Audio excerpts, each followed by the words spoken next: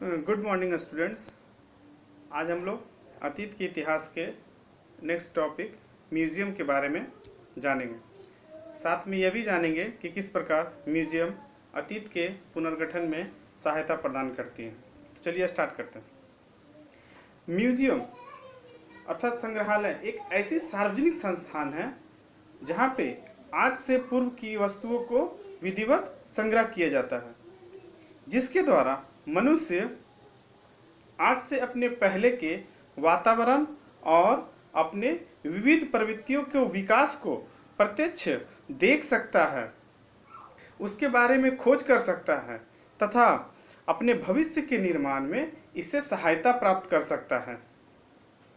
मनुष्य की प्रवृत्ति एक ओर जहाँ खोज की होती है तो दूसरी ओर संचय की होती है। अर्थात यदि कोई व्यक्ति किसी वस्तु को पाता है तो उसको और वह वस्तु उसके लिए उपयोगी जान पड़ता है तो वह वस्तु उसके लिए आकर्षण का केंद्र बनता है, तो वह व्यक्ति उसका संग्रह कर लेता है, संचय कर लेता है। और जब संचय की गई वस्तु को एक निश्चित स्थान पे सुरक्षित करके एकत्रित करते हैं, संचय की गई वस्तु को एक निश्चित संचय की गई वस्तु को सुरक्षित करके एकत्रित करते हैं, तब उसे हम संग्रह कहते हैं।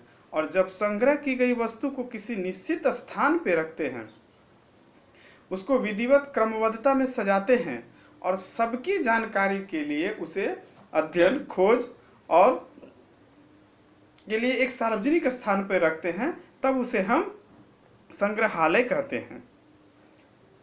संग्रहालय म्यूजियम शब्द ग्रीक भाषा के म्यूजिशियन से लिया गया है, जिसका अर्थ है अध्ययन या कला भवन से। सर आशुतोष मुखर्जी ने भी इसे परिभाषित करते हुए लिखा है कि संग्रहालय प्राकृतिक तत्वों और मानव क्रियाकलापों का संस्थान है, जिसका उपयोग ज्ञान के सांस्कृतिक और बौद्धिक विकास के हेतु किया जाता है। मतलब संग्रहालय एक ऐसा स्थान है जहाँ पर आज के पूर्व की वस्तुओं को रखा जाता है एक क्रमबद्धता से, और जिससे मनुष्य के लोगों को अपने पूर्वजों के बारे में जानकारी प्राप्त होती है तथा उससे ज्ञान प्राप्त वो कर सकता है। अब इसके विकास इसके म्यूजियम के पुनर्गठन के इतिहास के पुनर्गठन में म्यूजियम की क्या भूमिका है। किसी भी देश की उन्नति उसके संस्कृति पर निर्भर करता है। जिस देश की जितनी संस्कृति उन्नत होती है वह देश उतना ही अधिक विकसित होता है। संग्रहालय का मेन काम संस्कृति को सुरक्षित रखना है, जहां से प्रेरणा स्रोत फूटकर जनमानस को उज्जवल और उन्नत भविष्य की ओर ले जाता है। अर्थात संग्रहालय जनता की वस्तु से बना जनता के लिए होता है। संग्रहालय जनता की वस्तु से बना जनता के लिए होता है।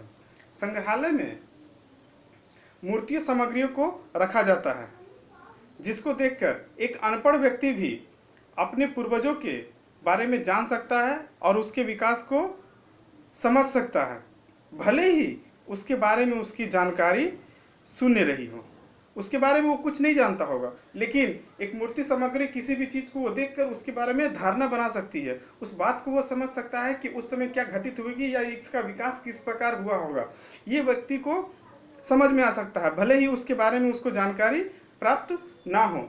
इसके साथ ही साथ इसके विकास सामग्रियों को संग्रहालय में सामग्रियों को देखकर लोगों के विचार और विश्वास में जो कल्पना सिर्फ किया जा सकता था उसको प्रत्यक्ष वो देख सकता है, उसको अनुभव कर सकता है और उसके संबंध में धारणा बना सकता है।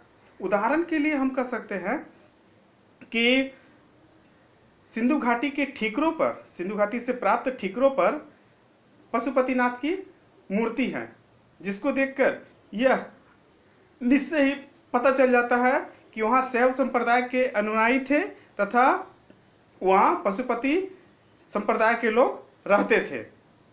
अर्थात संग्रहालय की वस्तु को देखकर मनुष्य के अंदर खोजी प्रवृत्ति का विकास किया जा सकता है। इसके साथ ही साथ संग्रहालय के एकत्रित की गई सामग्रियों से न केवल अतीत के बारे में जानकारी प्राप्त होती है, बल्कि उसके स्थानीय आस पड़ोस की स्थानीय बातों की भी जानकारी प्राप्त होती है। संग्रहालय को स्थानीय भाषा, खोज सामग्री, स्थानों का इतिहास, लोगों के जीवन क्रम, लोकगीतियाँ, लोक जीवन आदि के बारे में भी परिचय प्राप्त होता है। ऐतिहासिक संग्रह वस्तुओं के द्वारा मतलब ऐतिहासिक वस्तुओं के संग्रहालय के द्वारा जनमन में या जनगण में सचेतना का भाव उत्पन्न किया जा सकता है। जैसे उदाहरण के स्वरूप हम बोल सकते हैं कि विक्टोरियल मेमोरियल में संरक्षित 1857 के चित्रों को देखकर कोई भी व्यक्ति यह धारणा लगा सकता है कि किस प्रकार 1857 के क्रांति के बाद अंग्रेजों ने भारतवासियों को मारकर पेड़ों पर लटका दिया था। इसके देखकर यदि कोई व्यक्ति पढ़ा लिखा ना हो, अनपढ़ ना हो, लेकिन वह भी यह धारणा बना सकता है कि किस तरह से हमारे पूर्वजों को अंग्रेजों के द्वारा प्रताड़ित किया गया था। अर्थात से हम